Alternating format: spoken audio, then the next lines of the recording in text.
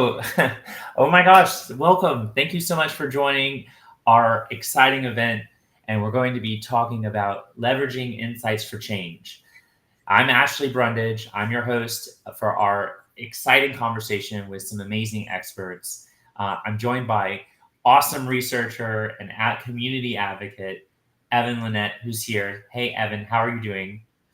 Hi, Ashley. I'm doing great. Thanks for having me. We're so glad to have you, and I can't wait to go through your presentation so people can learn about our Shine the Light research study, which obviously had a major increase in participants. I can't wait for you to share about the insights surrounding that. And we have another amazing panelist joining us today. One of my really good friends, Crystal Whitaker, is here, and I can't wait for you to give us your insights on how organizations can leverage this information to create positive change for their employees, because I know this is right in your wheelhouse. So I'm super glad that you're here to join us. Thank you so much for being here as well. Thanks for having me, Ashley. Yes. Oh my gosh. So I know that there's a lot of research done here, and I don't want to steal too much time. So, Evan, I know that we have the study, and I'm going to bring it up for you so that way you can guide us through some of the insights and the data. Because this is pretty exciting. And then obviously we're going to roll into conversations. And for you that are watching live, thank you so much for joining us. If you have questions about any of the data, any of the conversation, any of the insights, please feel free to use the chat feature and leave your question in the chat. If you're enjoying the session or you want access to the research report, obviously we're going to give you access to that. There'll be some QR codes that'll pop up surrounding that. And I'm going to stop talking. So Evan, take it away. We appreciate you and so glad that you're here to join us. Thank you so much, Ashley. So hi, everyone. Greetings from Seattle, Washington. I'm Evan Lynette. My pronouns are they and them. I work as a research consultant with Be the Transformational Change, and my work and research focuses on addressing the barriers that prevent people from getting quality education and finding meaningful employment. Thanks to everyone that is here, and also really appreciate those of you who took the survey. It made a huge difference, and we had a major increase in participation this year. Next slide, please, Ashley. So this is really kind of a tapas presentation instead of an entree. So please do read the report for yourself. Just want to provide some context, give a study overview, present some key findings, and then have a recap. So to dive into the research context, from the latest study from NBC News, we see that over 10% of Americans identify as LGBTQ for the first time, and nearly 1 in 3 Gen Z adults identify as LGBTQ. This has been a major increase over time and speaks to the relevance of this research in workplace experiences moving forward. Next slide, please. At the same time, we see that LGBTQ Americans are experiencing record high levels of discrimination, particularly in public spaces and the workplace. And then if we see across demographics for transgender respondents, this is also a particularly high measure, and for people of color. And just briefly to touch on the fact that since 2023, over 500 anti-LGBTQ bills have been proposed, and this includes reductions in workplace protections and access to healthcare. So it also just speaks to a larger context of the research that we're conducting. So to provide a bit of a study overview, the purpose of the study is really threefold. So the primary reason is to identify the career barriers and just hear the stories and experiences of LGBTQ people at work. Next is then to take that research and provide employers with insights to support building more inclusive workplaces. And then lastly, as we see this as a second-year study, we do want to track and establish benchmarks to measure progress and challenges over time. So this survey was administered via anonymous link. for 5 weeks from November 1st to December 13th. This year, we received 914 responses. That's almost a 50% increase from 2023 when we received 580 responses. So something that's unique about this sample is that over 40% of our sample identified as transgender. And that's an increase from 2023, where we had about 20-25% of respondents identifying as transgender. We can consider this survey purposive sampling. So we didn't conduct any stratification or random sampling measures. And it's important that this voice is heard because transgender respondents often don't have as much of a platform to speak their experiences at work and beyond. So we see this as an opportunity to share their story, and you'll see throughout the report that those experiences are highlighted. And then in terms of our methodological approach, we focus on descriptive analysis. So we don't draw conclusions, we focus on the facts of the research. And make sure that all stories are told from various demographic groups within the LGBTQ community. You'll see intersectionality insights along generation, along workplace format, along urbanicity, and others as well.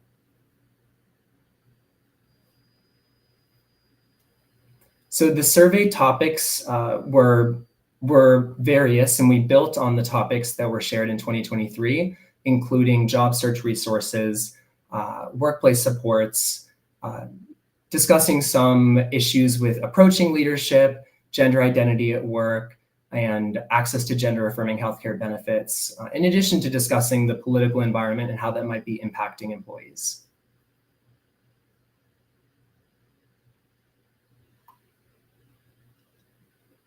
Briefly to touch on the demographics of the survey, we had 914 responses from 49 states, DC and Puerto Rico. We also had over 40 responses from outside of the United States, although this research does focus primarily on the workplace experiences of those within the United States. And then in terms of, just briefly to touch on the urbanicity, we have a bit of a skew towards urban and suburban, and about 15% of the sample lives in a rural area. And then here again, we see that 42% of the respondents identify as transgender. Additionally, about 1 in 5 respondents identify as non-binary, and then 44% identify as a man and 34% as a woman. And then in terms of orientation, we had over 30 unique sexual orientations present in the survey, and about a quarter identify as homosexual, a quarter identify as queer, and nearly 1 in 3 identify as bisexual or pansexual. And just to quote a researcher and author, Zora Neale Hurston, research, and this kind of research, is formalized curiosity. We're poking and we're prying with a purpose, and we're telling stories through the data. So now let's jump into some of our key findings. First, we asked individuals whether or not they're out at work, and 60% of respondents said that they're out of work, or out at work as LGBTQ. And among the no respondents, which make up about 150 individuals, the primary reason for not being out at work was that they worry about repercussions such as discriminatory behavior or harmful behavior at work.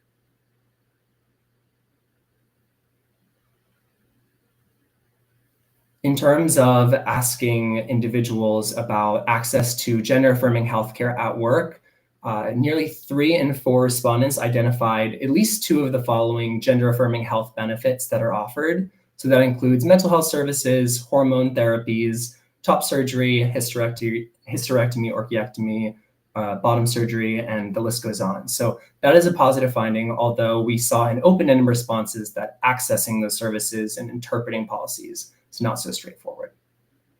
Then in terms of experience with negative or discriminatory workplace experiences, government workers saw a major increase this year and reported experiencing the most discriminatory experiences.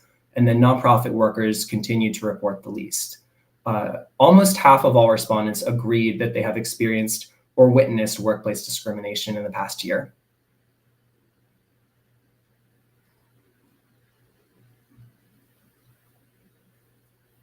Next slide, please.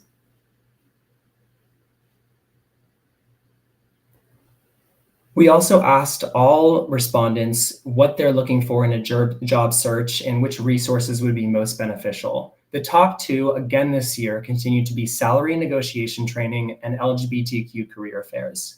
And this speaks to the work of Be the Transformational Change, the nonprofit that's sponsoring this research, as they have a series of events and resources for job seekers and are looking to expand opportunities for a career fair and negotiation training in the future.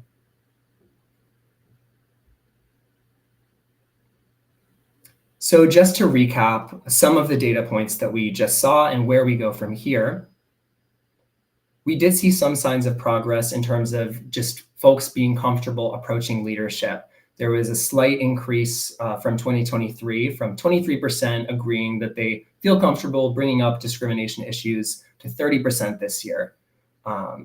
In terms of positive supports at work, 2/3 of respondents agree that they have experienced some positive support for LGBTQ employees in their workplace.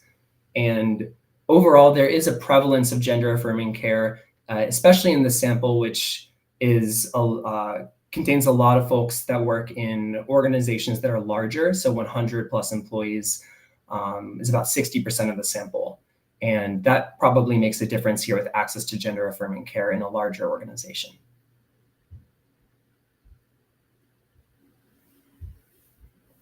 There are also many areas of focus that we uncovered from the responses of folks. One such is that in terms of being out at work, half of transgender respondents who are not out at work cited concerns about discrimination.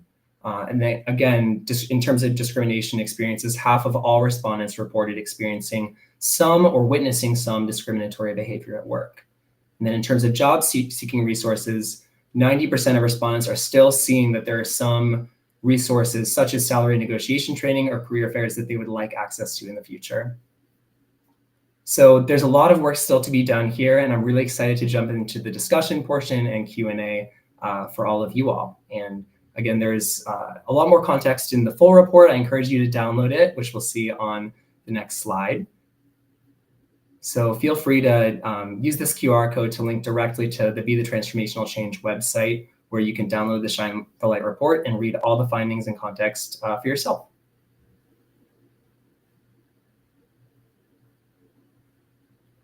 Thank you so much. I'll pass it back to Ashley.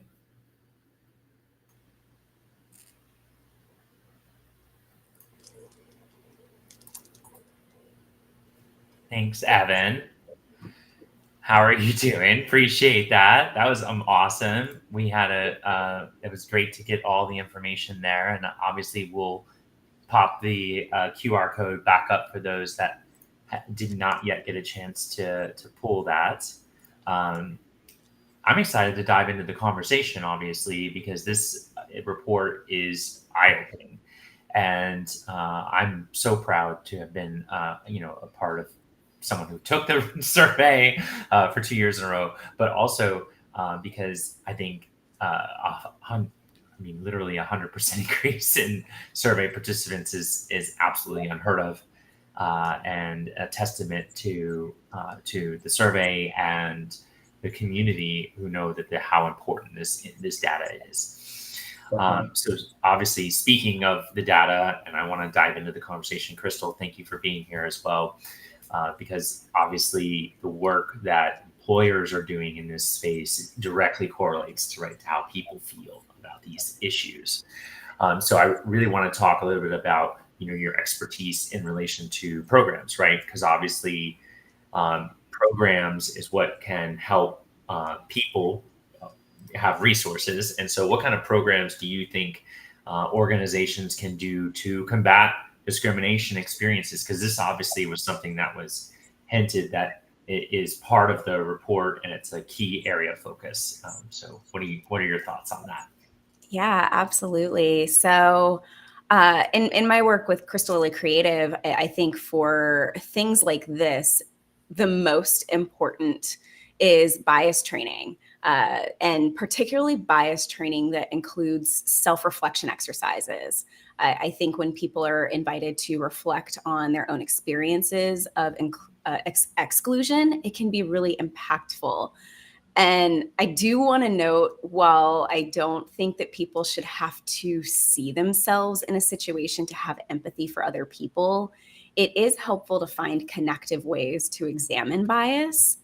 And something else that I always recommend is longer term team building and leadership coaching that centers inclusion and values alignment. Because what I find when I'm working more in depth with people is that doing core values work to make sure that they're rooted in their values, and then doing the work to examine bias is beneficial, because doing bias work after core values work is an opportunity where people get the chance to reflect on their experiences and their behaviors and identify things that have occurred that are actually counter to their values. It often becomes a light bulb moment where people can pause and ask themselves why they have certain biases that are counter to the things that they say they value, right? It gives them the opportunity to get curious and start to filter out behaviors or ideals that they realize that they want to shift so they can remain in alignment with their values and not engage in things that are tied to bias and thus discrimination. And because it's being done through the lens of their values, it's often visceral. And I also recommend conflict repair training, because when people have those skills around conflict repair, especially if it's built on self-awareness, it can really reduce and mitigate the impact of harm that occurs when people bring things to someone's attention and they say, hey, this was offensive, this felt discriminatory. Rather than people being defensive, they can be more self-reflective. Mm-hmm. Yeah, I totally get what you're saying. And I think that having these kinds of resources is so important. And it's exactly why, right? Like, a lot of organizations are keeping DEI as a focus. They're keeping leadership development programs that center around people's differences so that way they can all grow and evolve. I see this every day, right? Having been someone, right, that has been in the corporation, but then also someone who's outside of the corporation and someone who's a community advocate. So it's like, okay, which window, which looking glass am I looking at through this information? And so seeing it in the report tells me, wow, there's so much going on. So one of the things that I noticed from the report, of course, was that some of the scores actually increased in positivity, right? Which Evan, were you expecting that? Like, I mean, just given the scope of, like, the majority of this survey was done kind of almost post-election, right? And so people have had a lot of fears surrounding this. And I'm wondering, what are your thoughts around this comfort approaching leadership and the fact that those scores actually were better? And so I'm curious what your thoughts are. Yeah, there was a slight increase. That's a really good point in comfort with approaching leadership. In 2023, 1 in 5 folks, so 23%, said that they felt comfortable approaching leadership if there was an instance of discrimination that they witnessed or experienced. And in 2024, it rose to 30%. I can think of 2 main reasons why that change could have happened. One is just the ongoing, like, legal and policy awareness in this environment. So there have been Supreme Court cases such as Bostock versus Clayton County that has put in some discrimination protections around sexual orientation and gender. And I think there's, like, an overall just awareness of the impact that some of these federal protections and state level protections are having, although about 25 states lack state level non-discrimination protections for LGBTQ Americans. So there still needs to be broader policy change at the state and local level. The second reason that I can think of is changes to the sample this year. So we had some major shifts. 914 responses just begets change from 580 responses in 2023. So this year we had a lot more respondents from larger companies. So this year, about 60% of respondents work in companies with 100 or more employees, compared to about 45% in 2023.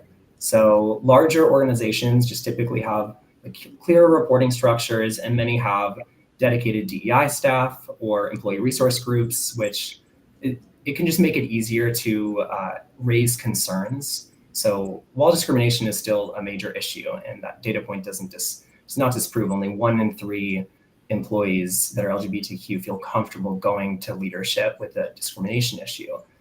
More employees might feel like they have some channels to address it at least.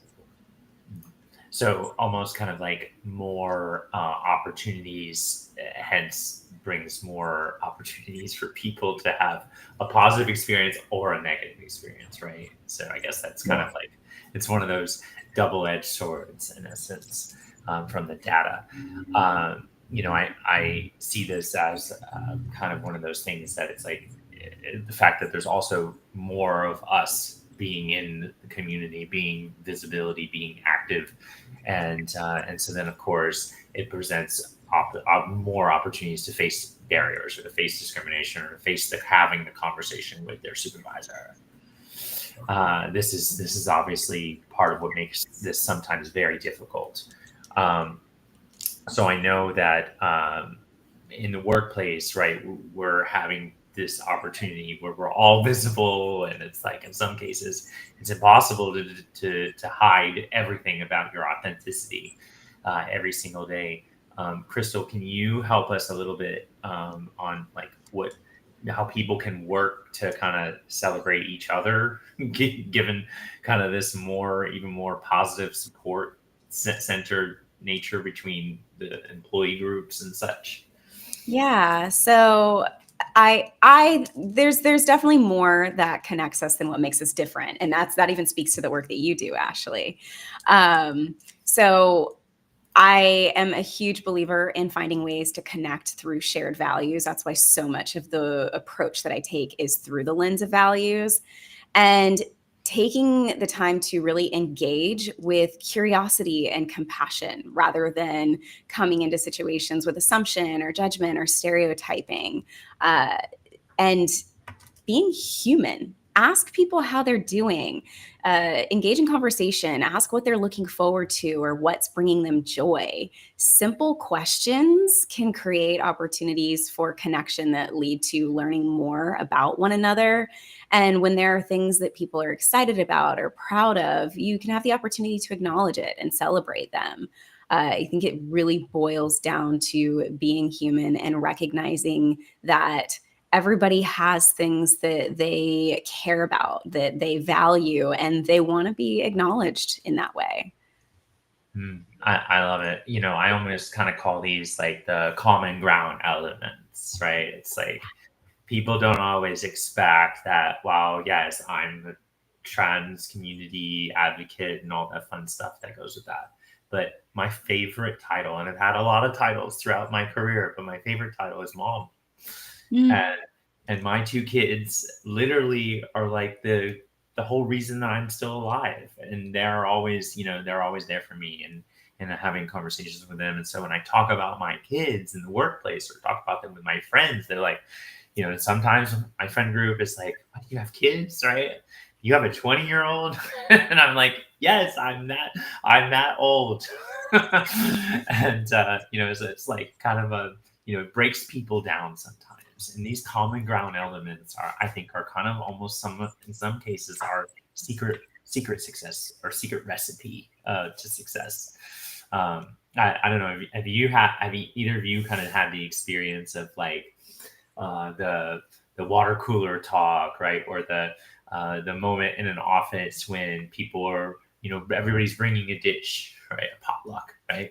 I mean, like this is literally the quintessential moment of bringing people together. People bring their different ethnicity and different foods and different backgrounds and different cultures and different customs around eating and food, right? So food is a good one. I almost say, like, I tell people like to think about what are these key elements that can bring people together. We all need to eat. We all need to drink food, drink water, drink whatever. We all need these things, and they're all requirement, right? We want to have connection with other humans. And so if you're kind of looking for the magical insight to take away from today, be thinking about the thing that you have in common with the person who's the most different than you. At least that's what I've noticed is a good recipe for success. Yeah, absolutely. So I know that we're kind of powering through some of these things. I want to take a moment and just give people a chance to remember that they can download the report. There's some optional information and stuff that you can put in, so that way you get notified when we do the survey again, right? Well, I'm sure that's part of this, right, Evan? Right? Never too early for a call to action for next year. But also so that way you can actually have the report. This is a report. Now, I know this isn't like a pre-scripted question, but what would be a good example of how maybe somebody might be able to utilize the report? So we do present some recommendations, but they are, they're just potential next steps for employers, employees, and advocates. I hope that employees will just take away that they're not alone. Their experiences are shared by many, many, many people. And not everyone has access to an employee resource group. I think it's fantastic that organizations do have, an affinity group or a space for queer employees, employees of color, and beyond. But if your workplace does lack that support, then there are awesome external networks to connect with, like Be the Transformational Change and Empower in the work that Ashley does. For employers, I would say, having a generic statement is not enough. We need to be visible. And at this moment, especially, where only half of respondents are feeling comfortable approaching leadership about discrimination, reflecting on that lack of trust in many workplaces is pretty key. And then also reassessing your policies around gender affirming healthcare and dress codes, also for the benefit of employees who have a disability or might might not feel comfortable all the time being themselves. Mm-hmm. Yeah, and Crystal, what do you? Any thoughts that you have around like kind of the actual real world application of the Shine the Light study? So I would say talk to your employees, create space for people to be able to come together, share their perspectives, their experience, ask what they might need, ask if there are things that would be helpful to improve their experience at work, and respond to that. Give them space so that they feel like they can come to leadership when there are issues or when there are needs. Yeah, I love that. And I know that we didn't really hit on this a little bit, but can you tell the audience a little bit more about you and what you do? Sure. So I own a company called Crystal Lily Creative, and my primary focus is inclusive branding and leadership development. Most people hear branding and they think colors and logos and all of that, but really I focus more on the strategy and the organizational aspects.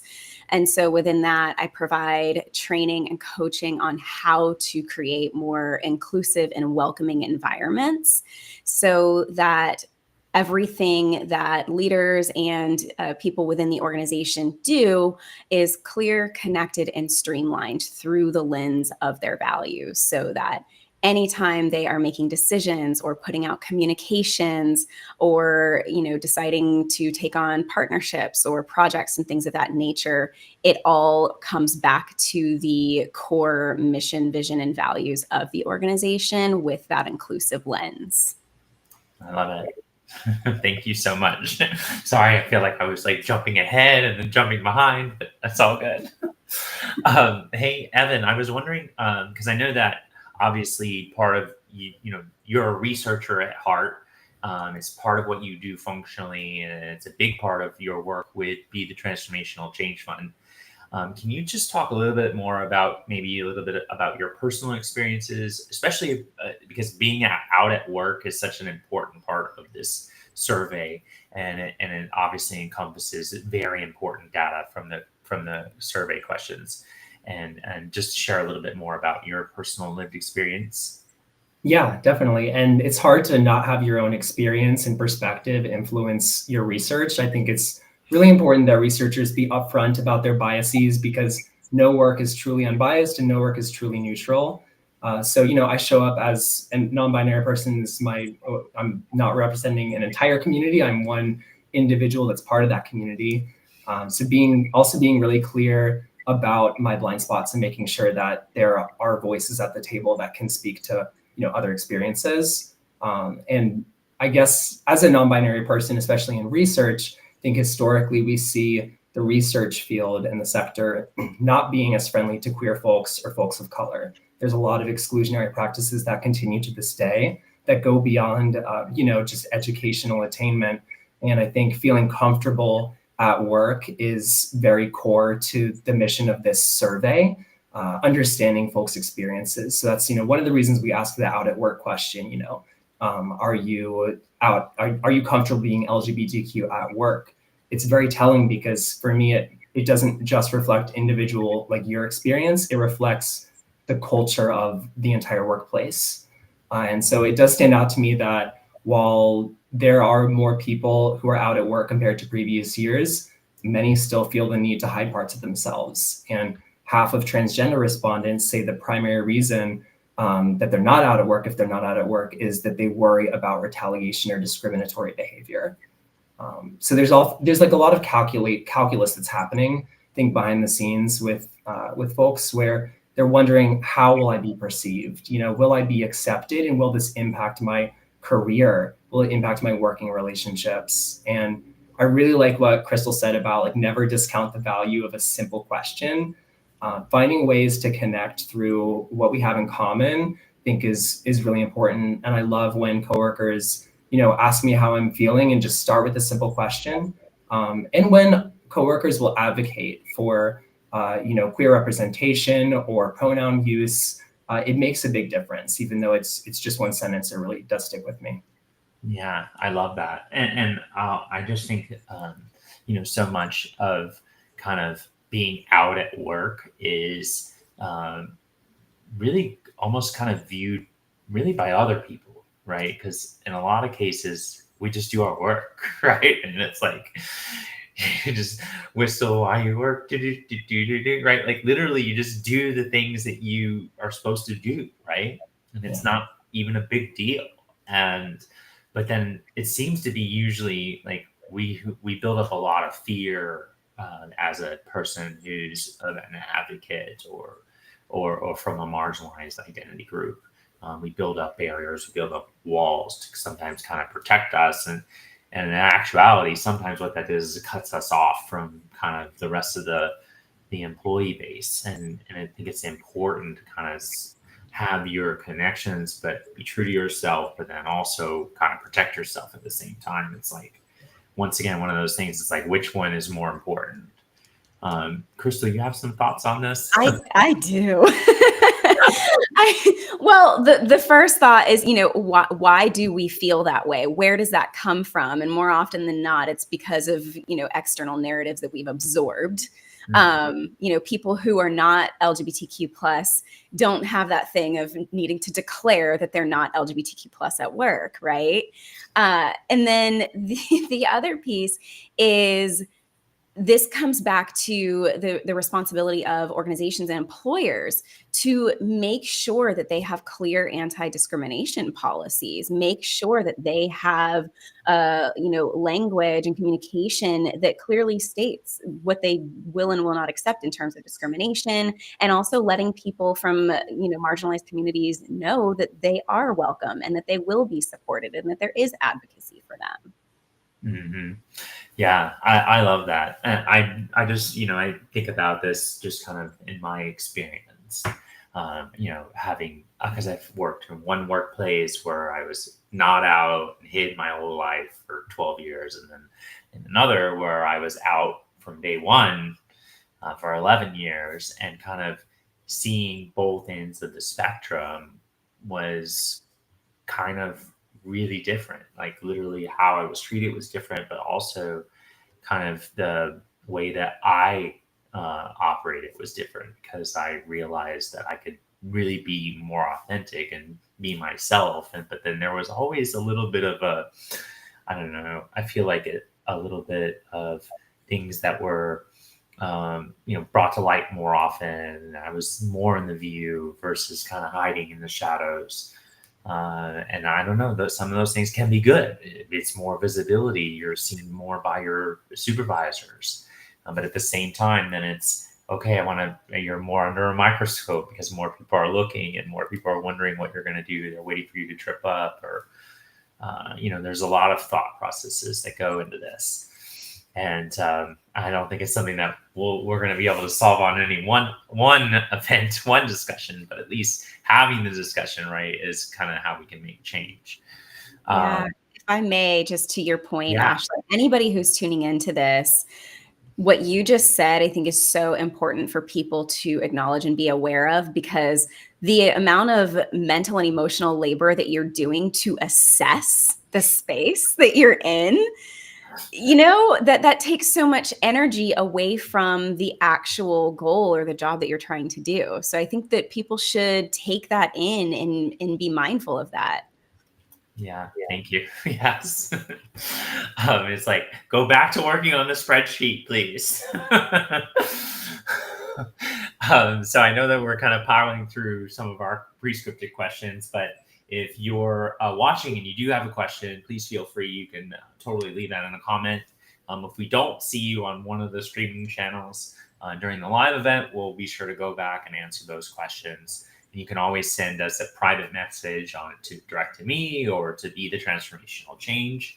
Or I'm sure any of our other panelists are more than glad to answer any private messages in case you don't want to put one out in the public sphere, because I know that sometimes that can be tough. So I know that our next question, Crystal, is so can you talk a little bit about how you guide organizations to kind of help create job seeking support? Yeah, so the work that I do that I had mentioned earlier, just around providing training and coaching on how to create those more welcoming environments, when we're doing that work, when organizations are doing it intentionally and it's genuine, that actually allows them to be able to attract and retain talent that wants to be there. They feel welcome, and they're able to show up in those spaces and do their jobs and do them well, right? And it only works when it is genuine and authentic, because if it's not, people notice. They start to feel it. So that's a huge part of why it's important to approach the work of creating those welcoming and inclusive environments through the lens of core values. Because when the commitments are values driven, it becomes an integral part of the organization. And people, they'll want to work there. They want to work for organizations that have some connection to their own values. And they want to know that it is real and not just something that's being treated as an add-on. Right. Don't placate me. Right. Yeah. It's not, okay, we hired you, we checked the box. Okay, cool. But how am I going to be treated when I'm there? Yeah, definitely. And this also makes me think of kind of the recruiting and retention space, which is obviously a space that I have some work experience in. And so if you're someone in the HR sphere that's in charge of that, and you're in charge of recruiting top talent, I have to tell you that what you're doing in relation to showcasing that this kind of data and the Shine the Light survey should be important to you, because it's important to, even if it's important to just one of your employees or one of your future employees, then it should be important to you. And obviously there's some statistics and data surrounding kind of how many members of the LGBTQ community that are out there, and that number is growing every single year. So one of the things also is that while one of your employees might not be LGBTQ, they could have someone in their family, or they could have a child, or they could have their cousin, right? Everyone knows someone that's from this community. So that's why it's really important to kind of have this as part of your strategy, but also part of your plan for how you go out to recruit people. And so in the recruiting space, I would definitely say, this has been a big thing for individuals from the survey. And I know that we've been seeing it in some of our other events for Be the Transformational Change, around people asking for career fairs and opportunities to meet employers. And this is obviously something on our strategic vision for the organization. But it's definitely something that can't be done without the HR guidance, right? And the HR part of the talent and recruiting space. We have to have the buy-in from those organizations to know that they're interested in connecting with our community. And then obviously another thing that we do, a part of the Be the Transformational Change Fund, is we do a lot of workforce development programming in addition. So this is, of course, why last year we did Empowered Careers. This year in May, and this announcement's coming soon, but we're going to be launching a communication course. That's going to be a free course offered to anyone who wants to participate in our, it's going to be a 3-part program where it's 3 different 1-hour sessions. And so you're going to learn from a communication expert and someone in the community that has navigated, because, one of the things I often joke around is like, hey, everyone is from the media, and any moment, any time, right? Someone is going to ask you a hard, tough question about who you are and what if you're out at work and all this other stuff.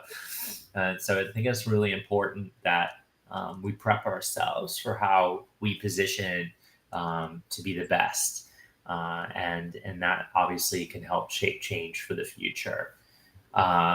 So I know that we have one last question. We have some questions in the chat, so we'll get to that in just a second. But Evan, why don't you talk for a minute about kind of the future state of the survey and where we're going? Because obviously 100% increase in survey participants is pretty impactful, and I can't wait for what we're going to be doing for the next one. Yes, it is very exciting. And I can't help, when you're talking about recruiting, to think about research recruiting. That's like where my mind jumps. And in the same way that in the recruiting space, I think employees can really sense authenticity. When it comes to research work, I think also our respondents, LGBTQ respondents, can really sense whether you're genuine and whether you're really pushing forward work that's going to tell their stories in an accurate way. And I think that speaks to the increase in responses from 580 to 914 in 1 year. And I think over the course of many years, I see Shine a Light evolving into a tool for just better understanding the realities of LGBTQ workplace experiences. Right now, we're trying to capture what's most relevant around discrimination, feelings in the current political environment, support from leadership. But I also think there is room to go deeper. We include some intersectional insights in the findings of the report, but with more longitudinal tracking and with more representation, we'll be able to do even deeper analyses. For example, in this survey, we have a suppression standard. So if less than 10 responses are given to one group, then we can't really break out that group or understand what's happening there. And we really want to increase responses from, in particular, intersex folks. This year, we saw less than, we weren't able to look at that data, and over 2% of the population in the US identifies as intersex. That's millions of people, and there's no comprehensive research on their experiences at work. So that's something we'd love to be able to do in the future. And then looking at what we did accomplish this year, we were able to increase overall participation, double responses from transgender folks from 22% to 42%. We nearly doubled participation from respondents of color from 18% in 2023 to 35% in 2024. Again, that's not representative of the population or the workforce, but we're hoping to continue that trend. And then just continuing to expand the survey topics so that they include what's most relevant to LGBTQ workers. And then lastly, I think just to collaborate more with other queer organizations that are engaged in not only research, but also workplace advocacy and job seeking resources. So there's a lot of positive growth and opportunity for this survey. Awesome. Yes. Amazing. So I know that we did get some questions in the chat, so I want to go there. And our first question in the chat is from Julia, and she says, do you think being out at work impacted the ability or quality of your work? I'll let you take that, and I can respond to if you want. Yeah, for me, I definitely think so. In spaces where I feel comfortable being myself and feeling comfortable to come out, I do think I will work better because I have better connections with people. People understand me more. And that hasn't always been the case for me, even though I'm a younger employee. And from a research perspective, I know of one study, 2019, the University of Maryland tracked over a year employees that were LGBTQ and had either recently come out or were not out yet and were coming out.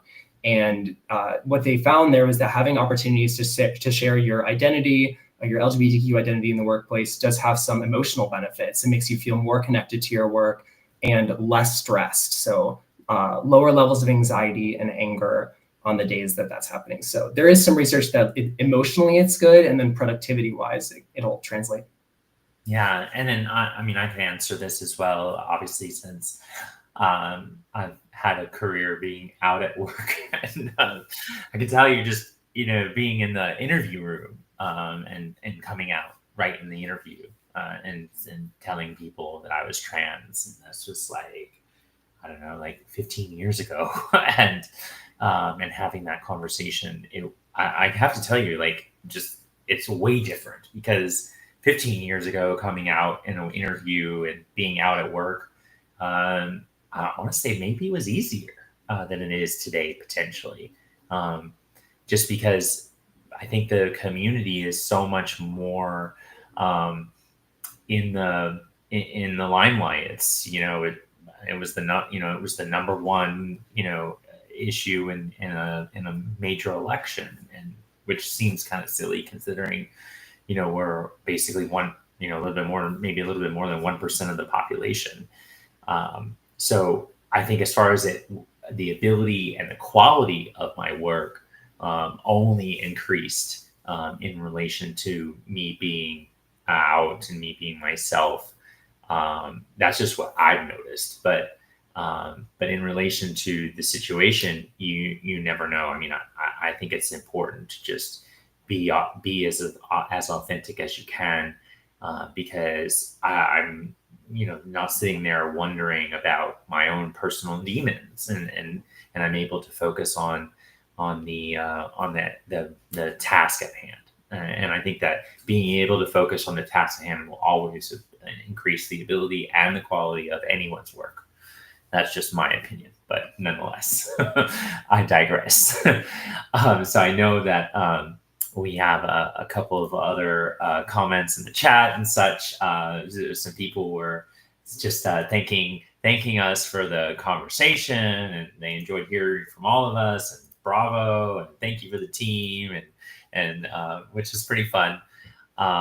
And we haven't really gotten any other questions, but I know we only have a couple minutes left. So why don't we just take the last couple minutes, and Crystal, why don't you give us kind of an idea of how people can get in touch with you and find you and all that fun stuff, because I feel that's pretty important. Absolutely. So the easiest, most direct way is through my website, which is crystallily.co, and that's crystallily.co.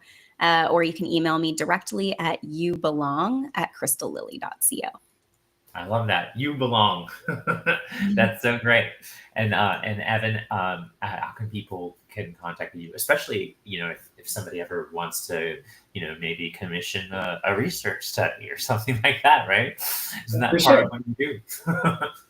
Yeah, feel free to connect with me on LinkedIn. Again, my name is Evan Lynette, or at my email, which is evan.lynette@gmail.com.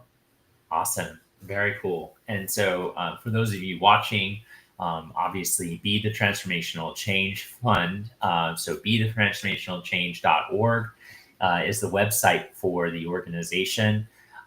And don't forget to follow all of their pages, because we have some exciting announcements. Like I mentioned, we have this communication course coming up in May. So that's going to be a great opportunity to build your connection to the rest of the world, because everybody is going to recognize our existence in the world. Don't forget that be on the lookout, because obviously later in the year, the organization will have some announcements around the Miss International Queen United States of America pageant. That's going to be information is going to come in about that. And then, of course, we'll roll into Shine the Light Study again, because I'm certain that we'll have a third year for that, which is going to be pretty exciting. Can't believe we're going to be working on this for the third time. Evan, that's pretty exciting. A nonstop extravaganza. Yes, that's awesome. But I can't thank you both enough for the conversation. I feel like that there's some amazing insights here. And if you're watching and if you have questions, please reach out to any one of the experts here. And thank you, Crystal, for joining us and bringing your leadership development insights and inclusive organization insights, because that is so crucial in this time frame. Thank you so much. It's been a pleasure. Awesome. All right. So I appreciate you both.